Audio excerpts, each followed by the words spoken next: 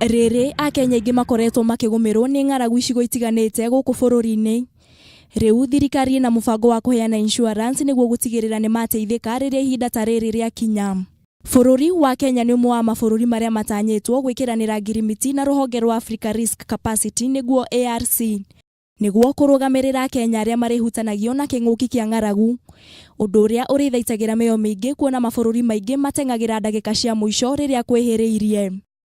Akiaria na andĩki a mohoro mũrũgamĩrĩri mũnene wa kĩama gĩkĩ Nelson Mutanda aigĩte mũbango ũyũ nĩ ũgũteithĩrĩria thirikari harĩ kũhũrana na kĩng'ũki kĩa ng'aragu.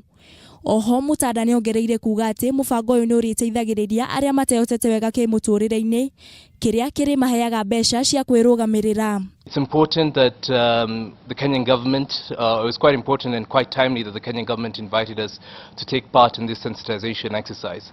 As we have seen from recent events in Southern Africa, such as Mozambique, Zimbabwe and Malawi, the effects of disasters caused by weather events are growing in scale, and these effects are also being witnessed right now on Kenyan soil as well.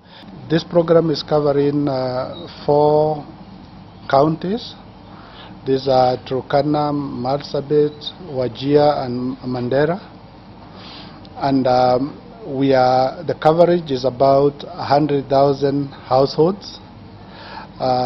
Payment is made every 2 months, and we target the most vulnerable households. Handũ-inĩ ha Kameme TV rĩtwa rĩakwa nĩ Wangui wa Wanjikũ.